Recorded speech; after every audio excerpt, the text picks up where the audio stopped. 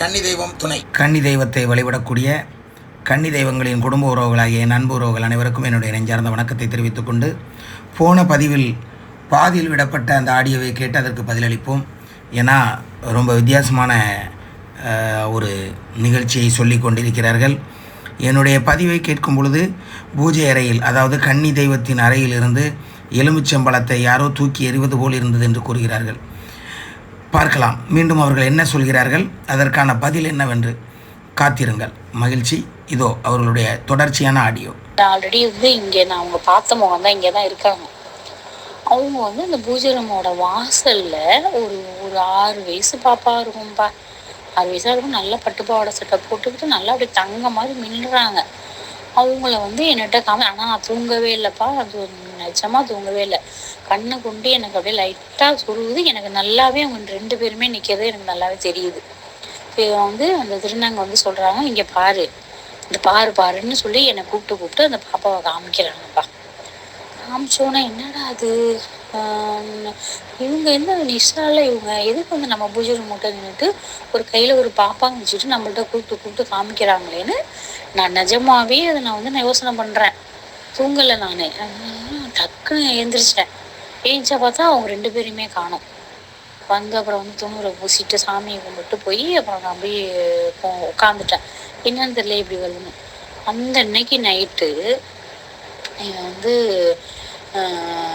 நான் உன்கிட்ட 18 வருஷம் ஆச்சு, உனக்கு தெரியவே இல்லை. உனக்கு நான் 18 வருஷம் ஆச்சு, நீ உனக்கு தான் தெரியவே இல்லை அப்படின்னு சொல்கிறாங்க. எனக்கு இந்த கை வேற வலிக்குது. அதில் எனக்கு தூக்கமே வரல. ஆனால் யாரும் சொல்கிற மாதிரியே நான் புரண்டு படுக்கிறேன். என்னடா அது இப்படி யாரோ நம்மளை இப்படி சொல்கிறாங்களேன்னா அப்புறம் கொலுசு சத்தம் கேட்குது. இந்த மாதிரி யாரோ நம்ம சொல்கிற மாதிரி இருக்குது. அது கனவா நினவான்னு கூட எனக்கு கெஸ் பண்ண முடியல. இல்லை கையில் பெயின் இருக்கிறதுனால எனக்கு நான் கெஸ் பண்ணவே முடியல. அப்புறம் இது என்னோட கோட்டை, என்னோட கோட்டையில் நான் மட்டும்தான் இருப்பேன். இதெல்லாம் நீ தயவு செஞ்சு இந்த மற்றதெல்லாம் நீ எடுத்துடணும் அப்படின்னு கனவுல சொல்கிறாங்கப்பா. ஏகப்பட்ட சாமி படம், எந்த கோயிலுக்கு போனாலும் ஒரு சாமி படம் தான். பூஜை ரூமே அந்த ரூமே சாமி படம் தான்ப்பா. அதுக்கடையில் இவங்க இந்த மாதிரி அந்த எலுமிச்சம்பழம் இன்னைக்கு அந்த இது விழுந்துச்சோ அன்னைக்கு ஒவ்வொரு நாளும் எனக்கு ஒன்று இது என்னோட கோட்டை, இது இங்கே நான் தான் இருப்பேன், உனக்கு எத்தனை வாட்டி சொன்னாலும் தெரியும். யாரும் ரசரீதி மாதிரி கேட்குதுப்பா. எனக்கு அப்படியே கொஞ்சம் பொருள் எங்கேருந்து வரா மாதிரி இருக்குது. டக்குன்னு முழிச்சா மணி 3 அந்த மாதிரி தான். அவங்க இருக்கிற இடத்துல உலக தெய்வத்தை வைக்கக்கூடாதான், வேணா உங்களுக்கு வேணா அந்த செல்ஃபில் வச்சு தரேன், அங்கே வச்சுக்கோங்க, இங்கே எதுவுமே இருக்கக்கூடாதுன்னு அந்த கன்னிதெய்வ வழிபாட்டையும் சொல்கிறாங்க. அதேமாரி கனவுல இந்த மாதிரி எனக்கு ஒரு வாய்ஸ் கேட்குதுமா அப்படின்னு. அப்படியாம்மா அப்படின்னு சொல்லிட்டு விட்டுருச்சுங்க. ஆனால் பசங்க அதை ஃபஸ்ட்டு ஏற்றுக்கவே இல்லைப்பா.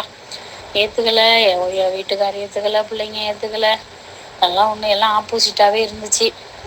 ஏன்னா அதோட நான் ஒரே முடிவாக சரி நம்ம வைக்கக்கூடாதுன்னு ஒரே முடிவாக நான் இது பண்ணிட்டேன். என்னை பொறுத்த வரைக்கும் நம்ம இறங்குனோமா எதாக இருந்தாலும் அது அந்த தெய்வத்தை வழிபட்டு முறையாக வழிபடணும். இல்லையா நம்ம அதில் நான் ஈடுபடக்கூடாதுன்ற ஒரு தாட்டு எனக்கு அப்பையிலேருந்தே உண்டு. அதனால் நம்ம அப்போ அவங்க சொல்கிறத நம்ம கேட்போம். அதேமாதிரி இந்த வழிபாட்டு முறையிலையும் அதானே சொல்கிறாங்க, நம்ம அதை தான் நம்ம செய்யணும் அப்படின்னு என் மனசில் ஆழமாக நினைக்க ஸ்ட்ராங். இதுக்கிடையிலப்பா நான் ஒன்று சொல்ல மறந்துட்டேன். இது கவர்மெண்ட் கோட்ரஸ் பணம் இருக்கிறது. பணம் கட்டி சொந்தமாக தான் வாங்கியிருக்கோம். இந்த வீட்டுக்கு 7 வருஷம் 6 வருஷம் முடிஞ்சு 7வது வருஷம் ஸ்டார்ட் ஆகிட்டு. இங்கே வந்தப்போ பிள்ளையார்பட்டியில் தான் எங்களுக்கு அந்த வீடு அலாட் ஆகிருந்துச்சு. இங்கே வந்திருக்கோம். நான் இருக்கிறது 2nd floor மாடியில் தான் நான் இப்போ இருக்கேன். வந்தோடனே இந்த ஊருக்கு வந்தோடனே எனக்கு எப்படின்னா, இந்த ஊருக்கு வந்தோடனே எல்லா கோயிலுக்கும் போய் அர்ச்சனை பண்ணிவிட்டு என்னன்னா புதுசாக ஒரு ஊருக்கு வந்திருக்கோம். அங்கேருந்து ஒரு 15 கிலோமீட்டர் தஞ்சாவூர் இருக்கும். அந்த ஊருக்கு 15 கிலோமீட்ரு வந்துட்டு நீ எங்கெங்கே கோயில் இருக்குன்னு பக்கத்துலாம் விசாரித்து எல்லா கோயிலையும் போய் அர்ச்சனை பண்ணிவிட்டு எந்தெந்த சாமி இங்கே இருக்கோ எல்லாரும் அர்ச்சனை பண்ணிட்டு, நான் இங்கே புதுசாக வந்திருக்கம்மா, 2 பொம்பளை பிள்ளைங்க இருக்குது, எங்களுக்கு நீங்கள் தான் பாதுகாப்பு கொடுக்கணும்னு சொல்லி எல்லா சாமிகிட்டையும் வேண்டிட்டு எல்லா கோயிலுக்கும் ஒரு அர்ச்சனை பண்ணிட்டு வந்துட்டுருக்கேன். அப்புறம் இங்கே நமக்கு தண்ணி திறந்து விடுற பையன் இங்கே ஒரு ஏகவரியம்மன் கோயில் ஒன்று இருக்குதா பள்ளம் போகிற வழியில், அங்கே போயிடுவாங்க. அது நல்லா சக்தி உள்ள சாமி. அமாவாசை அன்னைக்கு அங்கே விசேஷமாக இருக்கும். போயிட்டு அதுக்கும் அர்ச்சனை பண்ணிட்டு வாங்கன்னா அந்த பையன் சொல்கிறான். சரி நான் அந்த பையன் சொன்னான்னு சொல்லிட்டு நான் விசாரிச்சுட்டு அந்த கோயிலுக்கு போகிறேன். போய் உட்காந்துருக்கேன். அங்கே வந்து ஒருத்தவங்க அம்மாவுக்கு வந்து அருள் வருமா, அதெல்லாம் எனக்கு தெரியாது. நான் அந்த கூட்டத்தில் பேசிகிட்டு இருக்காங்க. உடனே அருள்னு சொன்னால் சரி நம்ம எதுக்கு போனோம், சாமியெல்லாம் கும்பிட்டேன், அப்புறம் அங்கே அன்னதானம் போட்டாங்க, சாப்பிட்டேன், சரி அதையும் நம்ம பார்த்துட்டு போயிடுவோம்னு ஒரு மூலையில் நான் உட்காந்துருக்கேன்.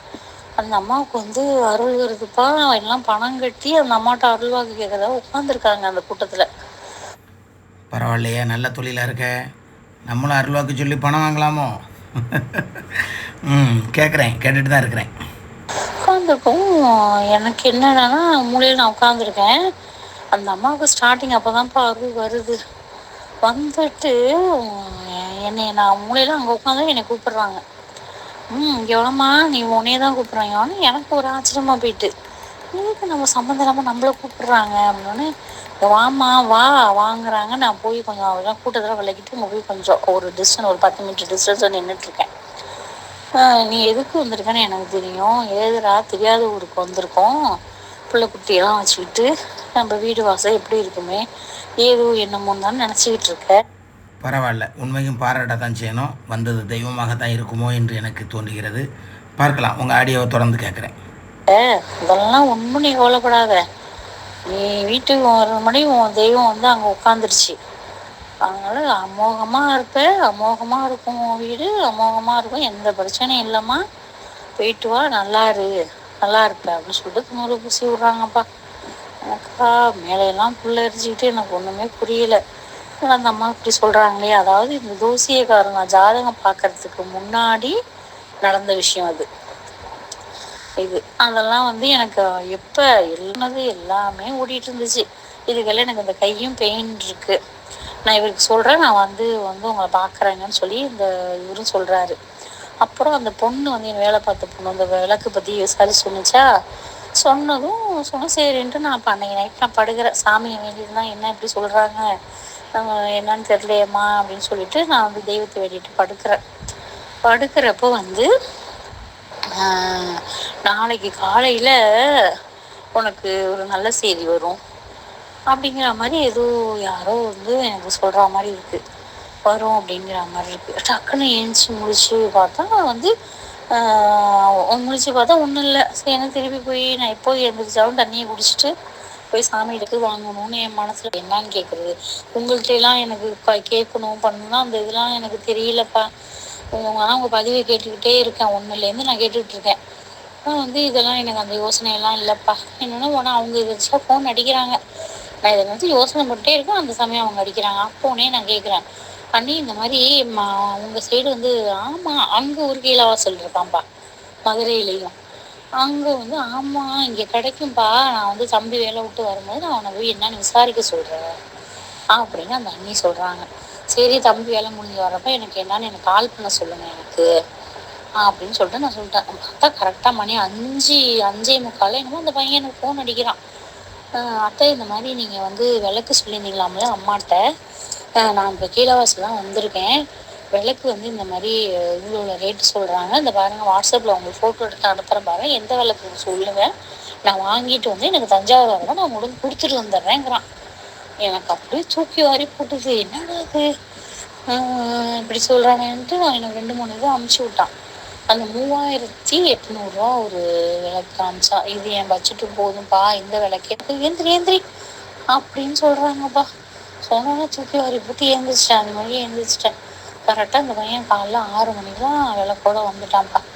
வந்து அந்த விளக்க வச்சுட்டு நான் நினச்சது அந்த சுல்லா அன்னைக்கு தான் எல்லாம் எடுத்திருக்கோம், பூஜை ரூமில் சாமியெல்லாம் அந்த கலசதெல்லாம் எல்லாம் க்ளோஸ் பண்ணிவிட்டு எல்லாம் எடுத்துட்டு நம்ம வந்து இந்த கன்னியம்மா மட்டும்தான் அந்த விளக்குல நினச்சி நம்ம ஏற்றி அங்கே வைக்கணும். அதுக்குள்ளே நம்ம வந்து எதுவும் இது பண்ணக்கூடாது, இந்த பார்சல் அப்படியே இருக்கட்டும், அந்த இன்னும் நல்லா ரூமை க்ளீன் பண்ணிவிட்டு நம்ம கோமியெல்லாம் வாங்கி அரைச்சிட்டு அதுக்கப்புறம் வந்து நம்ம அங்கே போன்ட்டு நான் நினச்சிக்கிட்டே இருக்கேன்.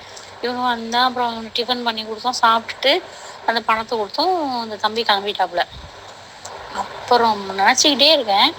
அதுக்குள்ளே இந்த சின்ன பாப்பா என்ன பண்ணி திடீர்னு விளக்கு எடுத்து அப்படியே பூட்டிடுச்சுப்பா. அது தனித்தனியாக கொடுத்துருந்தாங்க. இவ கடன்னு பூட்டி வச்சுட்டு, ஏம்மா என்னம்மா இன்னைக்கு ஏற்றுமா, ஆமாம் நீ ஏன் இவ்வளோ லேட் ஆகுற அப்படின்னு சொல்லி அப்படி விளக்கு பூட்டிட்டா. சரி அப்புறம் விளக்க சுத்தம் பண்ணி எல்லாம் பண்ணி அந்த இடத்த அன்னைக்கே கும்மியெல்லாம் வாங்கி தொடச்சி கிடச்சி அந்த இடமே எதுவுமே கிடையாதுப்பா. ஒன்றும் ஒரு 90 குங்குமமா எதுவுமே கிடையாது. எல்லாத்தையும் வாசல் பண்ணியாச்சு. இவங்களை கொண்டு வைக்கிறோம். வச்சு அது எதனா இது வந்து இப்போ இந்த ஆடி முன்னாடியே நடக்குது. 12 தேதி ஆகலை, நடந்துக்கிட்டு இருக்கு. கொண்டு வைக்கிறோம். வச்சு அப்பா கொஞ்ச நாள் லென்த்தாக தான் போகும், நிறைய விஷயங்கள் மறந்து போச்சு. லென்த்தாக தான் போகுது. மக்கள் அனைவரும் நிதானமாக கேட்டால் மகிழ்ச்சி. உன்னை திட்டுவாங்களா இல்லை என்ன திட்டுவாங்களான்னு தெரியலையம்மா. என்னையும் உட்கார வச்சிட்டா, மற்ற மக்களையும் உட்கார வச்சிட்டா. இருந்தாலும் என் கடமைம்மா, நிதானமாக கேட்டு சரியான பதிலை தரணும். இது வரைக்கும் ஒன்றும் குழப்பம் இருந்த மாதிரி தெரில. பார்ப்போம். அந்த எலுமிச்சம்பழம் தூக்கி எறிஞ்சது மட்டும்தான் குழப்பம், மற்றபடி எதுவும் தெரியல. பார்க்கலாம். ஞாபகம் இருக்க வரைக்கும் உங்களுக்கு நான் சொல்கிறேன். நீங்கள் இதை பார்த்து இதை என்னன்னு எனக்கு வாட்ஸ்அப்பில் கேட்டுட்டு எப்படி என்னன்னு எனக்கு வந்து நல்ல ஒரு விளக்கமாக நீங்கள் வாட்ஸ்அப்பில் கேட்கணுமா? நான் தான் அப்படி ஒரு நாளும் கேட்க மாட்டேனே. நேரடியாக நம்மளுடைய சேனலுக்கு அதை அனுப்பி சேனல் மூலமாக தான் பதில். தனிநபருக்காக நான் இல்லை, ஒட்டுமொத்த கன்னிதெய்வ குடும்ப உறவுகளுக்காகத்தான் நான் இருக்கிறேன். உன்னுடைய பேச்சும் கனிவும் தெளிவாக தான் இருக்கும். அதனால் யூடியூப்லேயே பார்க்குறது தான் கரெக்டுமா. மற்றவங்களுக்கும் பயனடையும்னு நினைக்கிறேன். எத்தனை பேர் இதை முழுசாக கேட்பாங்கன்னு தெரில. பாதியிலே விட்டுட்டு போவாங்களா இல்லை முழுசாக கேட்பாங்களா தெரில. ஆனால் அனைவரும் கேட்க வேண்டும் என்பதுதான் என்னுடைய விருப்பம். பார்க்கலாம். சொல்லிடுங்க. இது வந்து யூடியூப் சேனல்லாம் ஒன்றும் இதை ஒன்றும் போட வேணாம். நீங்கள் பர்சனலாகவே நீங்கள் கேட்டுட்டு எனக்கு என்னென்னு பதில் சொல்லுங்கள். நல்ல காமெடியாக இருக்குது. நான் தான் ஒன்றுமே பர்சனலாக கேட்குறது இல்லையே. எந்த வாய்ஸ் ரெக்கார்டு வந்தாலும் அப்படியே நம்ம சேனலுக்கு ஃபார்வர்ட் பண்ணி நம்ம சேனல் மூலமாக தான் பதிலளிப்பேனே தவிர நான் தனிப்பட்ட முறையில் இது வரைக்கும் எதையுமே இல்லைன்னா நீங்கள் என்கிட்ட ஃபோன் பண்ணி பேசியிருக்கலாமே. இவ்வளவு நேரம் கதையை சொல்லிவிட்டு யூடியூப்பில் போடான்னா பர்சனலாக சொன்னேன். சிரிப்பு தான் வருது. என்னையும் குழந்தையாக்கி விடுகிறீர்கள். மகிழ்ச்சி. இருந்தாலும் கேட்போம், என்ன சொல்கிறீன்னு. என்ன கேட்டாலும் என்ன சொன்னாலும் நம்ம சேனலில் வந்துடும். இது வந்து எனக்கு வந்து வேணான்னு தான் இது சேனலில் வந்து இதை நீங்கள் இது பண்ணி விட்றா. நீங்கள் கேள்வி பதில் நினச்சிட்டு இது சேனலில் அனுப்பிச்சி விட்ற வேண்டாம். சரியாக போச்சு. விடிய விடிய கதையை சொல்லிட்டு. சரி உறவுகளே, அன்பு பிள்ளை கூறியதனால் இந்த பதிவிலிருந்து விலகி அடுத்த பதிவுக்கு செல்வோம். அடுத்த பதிவும் அவங்க குரல் வந்தால் டிலைட் பண்ணிடுவோம். மக்கான பெட்டியெல்லாம் மறுபடியும் அவங்க குரல் தான், அது வேண்டாம். வராரு அதே மறுபடியும் அவங்க குரல் தான், வேண்டாம். கஷ்டம்தான். தயவு செய்து என்னிடம் பேசுபவர்கள் சேனலுக்கு வந்துடுங்கிறத மறக்காமல் ஞாபகம் வச்சு பேசுங்க. அனுப்பிட்டு சேனலில் போடாண்டான்னு சொல்லாதுங்க. அடுத்த ஆடியோவை கேட்டு பதிலளிப்போம். இது நம்ம பொம்மையம்மாவோட கன்னி பெட்டிப்பா. மறுபடியும் அவங்க தானே பேசுகிறாங்க. இது பொம்மையம்மாவுக்கு பிரசாத். மறுபடியும் அவங்க தான். கன்னி தெய்வம் துணைப்பா. மறுபடியும் அவங்க தான். எப்படி ஆடியோவை தாண்டி போவேன்? கன்னி தெய்வம் துணை. அவங்களுடைய அனைத்து பதிவுகளையும் டிலைட் செய்துவிட்டு வேறு கேள்விகளுக்கு பதிலளிக்க வருகிறேன்.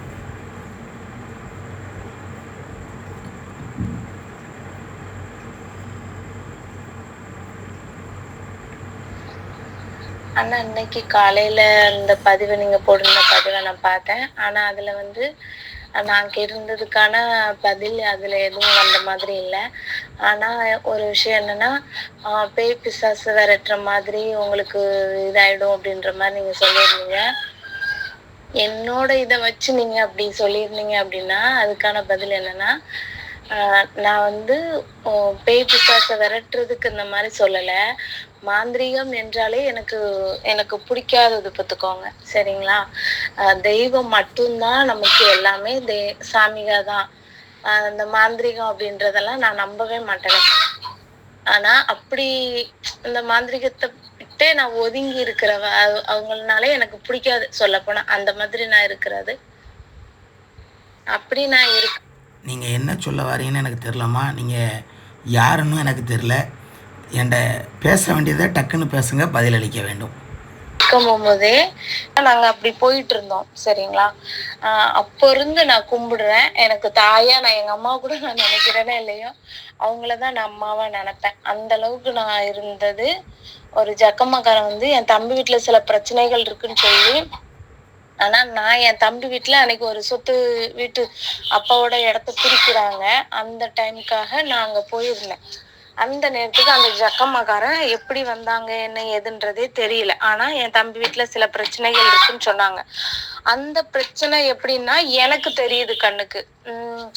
வீட்டுல தகடு இருக்கு, இந்த இடத்துல இருக்கு, இந்த மூலையில இருக்கு அப்படின்னு சொல்லி நான் சொல்றேன். அவன் ஏதோ ஒரு தண்ணியை கொண்டு வைக்க சொல்றான் என் தம்பிய. அதே மாதிரி வச்சு எடுக்கிறாங்க. எடுத்து அவன் கொண்டு போறான், வைக்க எல்லாம் பண்றான். காசு அதுக்காக காசு வேணும் வைக்கணும் அப்படின்னுட்டு காசுகள்லாம் நிறைய பிடிங்கிட்டான். கொடுத்தாதான் செய்வோம் வைப்போம் அப்படின்ற மாதிரிலாம் நிறைய விஷயங்கள் சொன்னாங்க. சரி, நாங்களும் பயந்து போய் சரி நல்லதுக்கு தானே அப்படின்ற மாதிரி விட்டுட்டோம் பார்த்துக்கோங்க. எனக்கு அதுல இருந்து எனக்கு அந்த ஜக்கம்மாக்காரன் அப்புறம் எங்க வீட்டுக்கும் வந்து இப்படி உங்ககிட்ட இருக்கிற தெய்வத்தை வந்து நீங்க இறக்கி வைக்கணும் அப்படின்ற மாதிரிலாம் சொல்லி இது பண்ணோன்னா நாங்களும் அப்போ கோயிலா கட்டி ஏமாந்துட்டேன். ஆனா எங்க வீட்டுக்காரவங்க வந்து அது நடந்ததுல இருந்து பிரச்சனை, எனக்கு பிரச்சனை அப்படிங்கறனால அதெல்லாம் இடிச்சு போட்டுட்டாங்க. கோயிலா அலைஞ்சாங்க. ஒவ்வொரு கோயிலையும் 5000 10,000 இப்படிதான். எந்த கோயிலுக்கு போனாலும் காசு இப்படியேதான் வாங்கிக்கிட்டு இருந்தாங்களா. அந்த அன்னைக்குதான் பக்கத்துல சொல்ல கோயில், பேச்சு கோயில், எல்லா கோயிலுக்கும் போனோம்.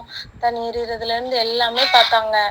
எல்லாரும் 48 நாள் பூஜை பண்ணோம் அப்படி இப்படின்னு சொல்லியிருக்காங்க. அதுக்கப்புறம் இன்னொரு இடத்து போனா குற்றாலம், அந்த பாபநாசம் இதுல அங்கெல்லாம் போய் குளிக்க, அங்கெல்லாம் போய் ஓமகுண்டத்துக்கா அந்த ஐயரை வச்சு பண்றது எல்லாமே அதிகமா செலவு பண்ணியிருக்காங்க. அப்போ எனக்கு வந்து அந்த அளவுக்கு தெரியல. ஏன்னா நான் இவங்ககிட்ட எப்ப அதெல்லாம் பண்ணாத, அதெல்லாம் ஏமாத்து வேலை, அதெல்லாம் பண்ணாதன்னு சொல்றேன். அவங்க வந்து எனக்கு சரியானா போதும் அப்படிங்கறதுக்காக என்ன பண்ணுன்னு தெரியாம ஒவ்வொரு இடமா போயிருக்காங்களா. நிறைய காசு செலவழிச்சு எனக்காக பார்த்திருக்காங்க. என்னால ஏகப்பட்டது இழந்துட்டாங்க. ஆட்டோ ஓட்டுவாங்க, ஆட்டோ காரு எல்லாமே போயிருச்சு. சரிங்களா. அதனால எனக்கு வந்து இப்போ மாந்திரிகத்தை வச்சுதான் அந்த கண்ணியை உள்ள எடுக்கணும்னு ஏதோ ஒரு பயம். ஆனா போன வருஷம் இதே டைம்லதான் என் தம்பி வந்து கண்ணி வச்சான் பாத்துக்கோங்க. சும்மா கன்னி பெட்டி வச்சு வீட்டுல அண்ணன் 2 பேரும், தம்பி 1, நான். அவங்க எல்லாரையும் கூப்பிட்டுருக்காங்க. யாருமே போல அவனே வச்சு கும்பிட்டுருக்கான் எங்க அப்பா வழி கண்ணிய. ஆனா நான் வந்து வீட்டுக்காரவங்க கண்ணி தானே நான் கும்பிடணும், அத கும்பிடணும். ஆனா அவங்க வந்து இருந்தாங்க ஒரு 4 வருஷத்துக்கு முன்னாடி. எனக்கு வந்து நாங்க மாலை போட்டிருந்தப்போ என் பொண்ணு வழியா வந்துச்சு. என் பொண்ணுக்கு அப்போ 15 13 14 வயசு இருக்கும். அப்போ வந்துட்டு அவங்க பேசுனாங்க. அவங்க வந்து இந்த பெறையில இந்த பூஜை பண்றவங்க கிட்ட அவங்க காதும் 2 பேருமே பேசுனாங்க. அவங்க பேசுனது எனக்கு ஒண்ணும் கேட்கல. அப்பதான் என் பொண்ணு வந்து சொன்னா பாத்துக்கோங்க, இப்படி கண்ணி வந்திருக்கேன்னு அவங்க கிட்ட சொல்லியிருக்கா. அப்ப அவங்க என்கிட்ட வந்து கேக்குறாங்க, நீங்க வந்து குலசாமி கோயிலுக்கு போலையா அப்படி சொல்லி கேட்டாங்க. நான் சொன்னேன், இந்த கொரோனா டைம்ல கூட நாங்க போயிட்டு தான் வந்தோம். எங்க மாமியார் எப்படின்னா சீவலப்பெரிச்சோடல தான் நம்மளுக்கு குலம் தெய்வம் அப்படி சொல்லியிருந்தாங்க. அததான் கும்பிடணும் அப்படின்னாங்க. அப்போ எங்க மாமனாருக்கு வந்து அது எங்க அத்தை கும்பிட்டதான். எங்க அத்தை பிடிச்சி தெய்வத்தை பிடிச்சதுனால கும்பிடுவாங்களே, அந்த மாதிரி கும்பிட்டுருக்காங்க. ஆனா எங்க மாமனாருக்கு வந்து குலதெய்வம் சாஸ்தான்னு ஒண்ணு இருக்கிறாங்க. அது வீட்டு பக்கத்துலதான் இருக்காங்க. எங்களுக்கு அதுதான் குலதெய்வம்ன்றது எனக்கு தெரியல. எங்களுக்கு இதுவே சொல்லி பழகிட்டாங்க. நாங்களும் 15 வருஷமா நான் அங்கேயே போயிட்டேன் பாத்துக்கோங்க அந்த டைம்ல.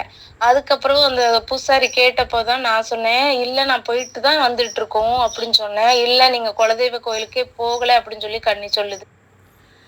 அன்பானவர்களே, இதெல்லாம் நீங்கள் வந்து பெரிய ஸ்டோரியாக சொல்லிகிட்டு இருக்கீங்க. இதெல்லாம் பேசணுன்னா நீங்கள் என்ன செய்யணும்னா, எனக்கு ஃபோனில் தான் பேசணும். ஆடியோவில் நான் இவ்வளோ இது போட்டேன்னா நிச்சயமாக ஒருவர் கூட இதை கேட்க மாட்டாங்க. என்னுடைய நோக்கம் கன்னி தெய்வங்களை பற்றி உங்கள் அனைவருக்கும் சொல்லித் தருவது, உங்களுடைய கேள்விகளுக்கு பதிலளிப்பது. நீங்கள் உங்கள் குடும்ப கதை அவ்வளோத்தையும் இதுக்கு முன்னே என் அன்பு மகள் ராதிகா சொல்லிகிட்டு இருந்தா, இப்போ நீங்கள் சொல்லிகிட்டு இருக்கீங்க. தொடர்ந்து இந்த மாதிரி ஆடியோக்கள் வந்தால் நான் வந்து பதிவு படுறதே அர்த்தம் இல்லாமல் போயிடும். நீங்கள்லாம் ஷார்ட்டாக கேள்வி கேட்கணும், நான் விரிவான விளக்கத்தை தரணும். ஆனால் இப்போ நீங்கள்லாம் விரிவான கேள்வியை கேட்குறீங்க, நான் ஷார்ட்டான விளக்கத்தை தர்றேன். நான் சொல்வது தப்பாக இருக்காது என்று நினைக்கிறேன். நாம் பேசக்கூடிய அனைத்தும் இங்கே பதிவாக வரும் என்பதுதான் உண்மை. ஆகவே எந்த கேள்வி கேட்பதாக இருந்தாலும் அதை ஷார்ட்டாக கேட்டு என்னிடத்தில் பதிலை கேட்டு தெரிந்து கொள்ளுங்கள். அது மட்டுமல்ல, இப்படி 15 நிமிஷம் 20 நிமிஷம் ஒவ்வொன்றும் பேசுனீங்கன்னா இங்கே பதிவே போட முடியாது. விடியகாலம் 3:31 ஆகுது. இப்போ நான் 3:31க்கு இருந்து இப்படி கேட்டுட்டு இருந்தா என்னைக்கு கேட்டு முடிக்கிறது, என்னைக்கு நான் உங்களுக்கு பதிலளிக்கிறதுன்னு தெரில. ஆகவே உங்கள் பதிவிலிருந்து கடந்து செல்கிறேன். நீங்கள் எதுவாக இருந்தாலும் என்னுடைய ஃபோனில் தொடர்பு கொண்டு பேசுங்கள்.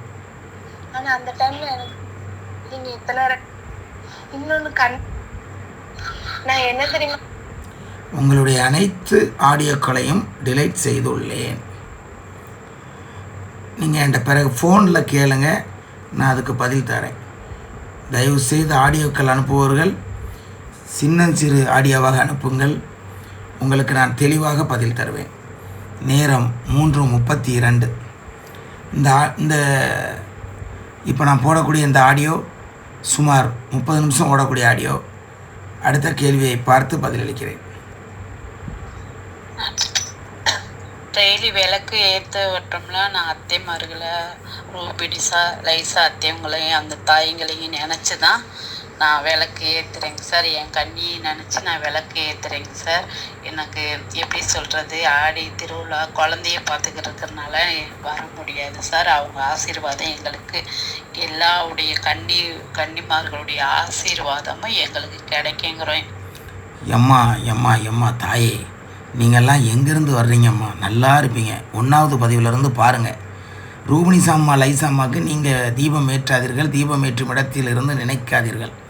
உங்கள் கண்ணியை மட்டும் அங்கே நினைங்கம்மா. தேவையில்லாமல் நினச்சிட்டு கஷ்டங்களை பார்த்துறாருங்க. அத்தைகளுக்கு தீபம் ஏற்ற நான் இருக்கேம்மா, நான் இருக்கேன். அத்தைகளை நீங்கள் நினச்சி வணங்குங்க, அதுவே நான் தர்றேன். இந்த உரிமைலாம் யாரும் தரமாட்டாங்கம்மா, நான் தருகிறேன். நீங்கள் விவரம் தெரியாமல் தீபம் ஏற்றினேன் கும்பிட்டேன்னு சொல்லிவிட்டு கஷ்டப்பட்டுட்டு பிறகு ஏன்டா வந்து நிற்காதுங்க. உங்கள் கன்னி தெய்வத்தை நீங்கள் கும்பிடுங்கம்மா, அது போதும். அத்தைகளை நினைத்து கொள்ளுங்கள், அதுதான் சிறப்பு. மற்றபடி வேறு எதுவுமே இல்லைம்மா. மீண்டும் அடுத்த ஆடியோவை கேட்டு பதிலளிக்கிறேன். கன்னி தெய்வம் துணை அண்ணா, கன்னி தெய்வமே துணை, கன்னி தெய்வமே துணை. அம்மா, இன்னைக்கு உங்களுக்கு நான் அம்மைக்கு அன்பான பொருளை எல்லாம் வச்சிருக்கேன். அம்மா பரிபூர்ணமாக ஏற்றுக்கிடணும். இந்த குடும்பத்தையும் எல்லா மக்களையும் சந்தோஷமாக வாழ வைக்கணும் தாயே. அம்மா, உங்களை நம்பி இருக்கேன். உங்களை ஒருபோதும் கைவிடாதுங்க தாயே. அண்ணா, ரொம்ப நன்றி அண்ணா. இத்தனை வருஷமா கன்னி தெய்வம் என்னன்னு தெரியாம இருந்த எங்களுக்கு இப்ப 2 வருஷமா கன்னி தெய்வத்தை நாங்க கும்பிட்ட பிறகு எங்களுக்கு பரிபூர்ண ஆசி அது எங்களுக்கு தருவாவேன்னு நம்பிக்கையோட நாங்க கும்பிடியாண்ணா. அந்த நம்பிக்கை ஒருபோதும் வீண் போகாதண்ணா. அதே போல மக்களை எல்லா மக்களையும் காத்து வழிநடத்தணும். படிக்க பிள்ளைங்களுக்கு நல்லா படிப்பு கொடுக்கணும், படிச்சுட்டு வேலை இல்லாம இருக்க பிள்ளைங்களுக்கு நல்ல வேலை கொடுக்கணும், திருமணம் ஆகாத பையன் பிள்ளைகளுக்கு நல்ல திருமணம் ஆகணும். இப்போ எல்லாமே அந்த அம்மா அமைச்சு தருவாங்க. அம்மா வேலை இல்லாதவங்களுக்கு எல்லாம் நல்ல வேலையை கொடுக்கணும். எல்லாமே அந்த தெய்வத்து கையில தான் இருக்குது. அந்த தெய்வத்தை கன்னி தெய்வமே துணை, கன்னி தெய்வமே துணை. அண்ணா ரொம்ப நன்றி அண்ணா, ரொம்ப நன்றி, ரொம்ப நன்றி. கன்னி தெய்வம் துணை, கன்னியம்மாவே துணை, கன்னி தெய்வமே துணை. நிச்சயமாகம்மா, உங்களுடைய ஆடியோவை கேட்டேன். 100% கன்னி தெய்வங்கள் நம்பும் பிள்ளைகளை கைவிடுவதில்லை. வாழ்த்துக்களம்மா. மீண்டும் அடுத்த ஆடியோவை கேட்டு பதிலளிக்கிறேன். வணக்கம் அண்ணா. கன்னி தெய்வம் துணை. எனது பெயர் எஸ்தர் செல்வராஜ். எனது ஊர் கன்னியாகுமரி. நாங்கள் 1 வருடமாக உங்களுடைய பதிவை பார்த்து கொண்டிருக்கிறோம். அனைத்தும் மிக அருமையாக உள்ளது, எல்லோருக்கும் பயனுள்ளதாக இருக்கிறது. இன்று அனுப்பிய 411வது பதிவு வரை நாங்கள் பார்த்துள்ளோம். அனைத்தையும் பார்த்துவிட்டோம். எல்லாமே பயனுள்ளதாக தான் இருக்குது, எல்லாருக்கும் உபயோகப்படும். இந்த சேனல் நீங்கள் ஆரம்பித்ததுக்கு கன்னி தெய்வங்களுக்கு நன்றி சொல்லுகிறோம். எங்கள் வீட்டிலையும் அடுத்த ஞாயிற்றுக்கிழமை கன்னி தெய்வம் சாமி கும்பிடுறோம். எல்லாம் நல்லபடியாக நடக்கணும்னு உங்கள் வீட்டில் இருக்கிற லைசால் ரூபினிஷா அத்தைங்கள்கிட்ட சேர்த்து வேண்டிப்போங்கன்னா உலகத்தில் உள்ள எல்லாரும் நல்லா இருக்கணும். எல்லாருக்காகவும் நாங்கள் வேண்டிக்கிறோம். இதுதான் கரெக்ட். உங்கள் வீட்டில் இருக்கக்கூடிய லைசால் அத்தைகளிடமும் ரூபினிஷா அத்தைகளிடம் வேண்டிக் கொள்ளுங்கள் சொல்கிறாங்க. நீங்கள் தெரியாமல் கூட தப்பு பண்ணக்கூடாது கன்னி தெய்வ விஷயத்தில். உங்கள் வீட்டில் இருக்கும் கன்னி தெய்வத்தை நீங்கள் வழிபட வேண்டும் என்று இதுக்கு முன்னே உள்ளவங்கள்ட்ட சொன்னேன். விளையாட்டு காரியம் அல்ல. இந்த கன்னி தெய்வ வழிபாடு என்பது விளையாட்டு காரியம் அல்ல. சரி, மகிழ்ச்சி உறவுகளே, அடுத்த கேள்வியை பார்த்து பதிலளிக்கிறேன்.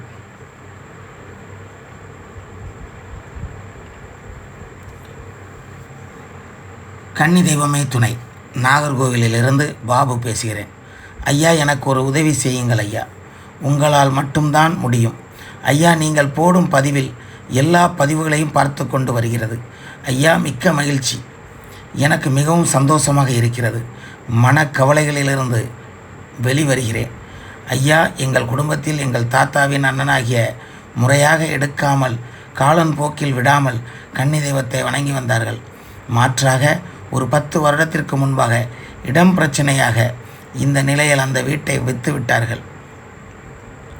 அதன் பிறகு 1 வருடத்திற்கு முன்பாக எனது கனவில் ஒரு பெண் பாவடை சட்டை வடிவமாக காட்சியளித்தது.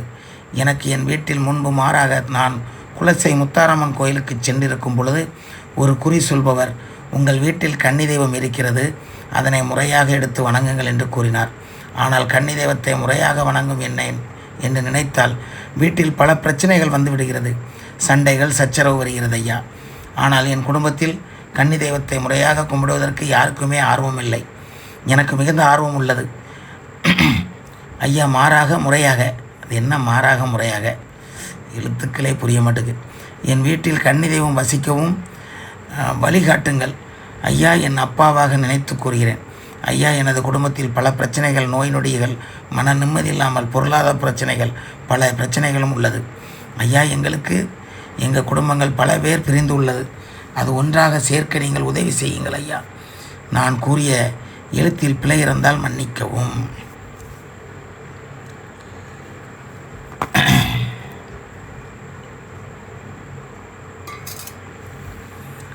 பாபு, விரைவில் சந்திப்போம். நீங்கள் ஏற்கனவே என்கிட்ட ஃபோனில் பல முறை பேசியிருக்கீங்க. எனக்கு தெரியுது நீங்கள் யார் பேசுகிறீங்கன்னு. வீட்டில் நிறைய பிரச்சனைகள், உங்கள் குடும்பமே பிரிஞ்சு கிடக்குன்னு சொல்லியிருக்கீங்க. அவர்களை ஒன்று சேர்க்க என்னால் உதவி செய்ய முடியுமா என்று கேட்டிருக்கிறீர்கள். யாரை ஒன்று சேர்க்கிறோமோ இல்லையோ, முதலில் அந்த கன்னி தெய்வத்தையும் உங்களையும் ஒன்று சேர்க்க வேண்டும். அந்த கன்னி தெய்வத்தை முறைப்படி வழிபட வேண்டும். அந்த கன்னி தெய்வத்தை முறையாக அதற்கு தேவையான அனைத்து உபகரணங்களையும் கொடுத்து, ஆடைகள் கொடுத்து, அவருக்கு தேவையான உணவு கொடுத்து, தீபாராதனை கொடுத்து வழிபட வேண்டும். அதுதான் ஃபஸ்ட்டு முக்கியம். அதுக்கப்புறம் குடும்பம் சேரணுமா சேரண்டாமான்னு அந்த கன்னியம்மா முடிவெடுத்துக்கிறாச்சு. குடும்பம்னு இருந்தால் பிரச்சனை இருக்கத்தான் செய்யும், வீடுன்னு இருந்தால் வாசல் இருக்கத்தான் செய்யும், அதே போல் வாழ்க்கைன்னு இருந்தால் மேடு பள்ளம் இருக்கத்தான் செய்யும். ஆனால் கன்னி தெய்வம்னு ஒன்று உங்கள் கூட இருந்தால் மேடாவது பள்ளமாவது எதை பற்றியும் கவலைப்பட வேண்டிய அவசியம் இல்லை. அனைத்தையும் அவள் கடந்தவள், அனைத்திலும் இருந்து நம்மை காப்பாற்றுபவள். ஆகவே எதற்கும் கலங்காதீர்கள். விரைவில் கன்னி தெய்வத்தை எடுத்து தருகிறேன், வழிபடுங்கள். என் குரல் ரொம்ப மாறிற்று. அடுத்ததாக ஒரு கேள்வியை வாசித்து பதிலளிக்கிறேன். ஐயா, நீங்கள் போடும் பதிவில் எல்லா பதிவுகளையும் பார்த்து கொண்டு வருகிறோம். உங்கள் ஆசீர்வாதத்தில் முறையாக கன்னி தெய்வத்தை எங்கள் வீட்டில் அழைத்து எடுத்து தாருங்கள் ஐயா. அதற்கு எவ்வளவு செலவானாலும் பரவாயில்லை. இந்த ஆடி மாதத்திற்குள் எடுத்து தந்தால் மிகச் சிறப்பாக இருக்கும். மறுபடியும் என் பதிலுக்காக காத்திருப்பதாக கூறியிருக்காங்க. இந்த ஆடி மாதத்தில் எடுப்பதென்பது மிகப்பெரிய கஷ்டம். கிட்டத்தட்ட போன வருஷமே தேதி குறிச்சிட்டாங்க. இந்த வருஷம் நிறைய பிள்ளைகள் காத்திருக்காங்க. யாருக்காவது வீட்டில் எடுக்க முடியாமல் தீட்டு பிரச்சனைகள் அப்படியே தான் வந்து கன்னி தெய்வத்தை எடுக்க முடியாமல் போனால் பாபு கண்டிப்பாக உங்களுக்கு சொல்கிறேன். கன்னி தெய்வ குழந்தைகள் அனைவருக்கும் என்னுடைய மன மகிழ்ச்சியான ஆடி 30 எதிர்பார்த்து காத்திருக்கிறேன். நாட்கள் நெருங்கிவிட்டது. இன்றைய தேதி இன்னும் ஒரு 11 நாள் தான் இருக்கும்னு நினைக்கிறேன். 11-12 நாள் தான். வர்ற ஆகஸ்ட் 15ஆம் தேதி அன்னைக்கு ஆடி 30 ரோபனிசா லைசா லத்தைகளின் இல்லத்தில் வெகு விமர்சையாக கன்னி குழந்தைகளுக்கு மட்டுமே இந்த வருடம் பட்டுப்பாவடை பட்டுச்சட்டைகள் வழங்குகிறோம். 1000 நபருக்கு வழங்கணும்னு எனக்கு ஆசை. ஆனால் அவ்வளவு குழந்தைகள் வருவதென்பது மிகவும் கடினம் என்பது எனக்கு தெரியும். ஏன்னா வயசு சொல்லியிருந்தோம், சுருக்கமாக சொல்லியிருந்தோம். 8, 9, 10, 11, 12 வயசு வரைக்கும் தான் சொல்லியிருக்கோம். அதுவும் வயசுக்கு வந்திருக்கக்கூடாதுன்னு சொல்லியிருக்கோம். இதுவரை 110 பிள்ளைகள் புக்கிங் ஆகியிருக்காங்க. இன்னும் 10 நாளில் எவ்வளோ பேர் வருவாங்கன்னு தெரில. நிச்சயமாக அடுத்த பதிவில் உங்களிடம் அதை பகிர்ந்து கொள்கிறேன். கன்னி தெய்வம் துணை, கன்னி தெய்வம் துணை, கன்னி தெய்வமே துணை.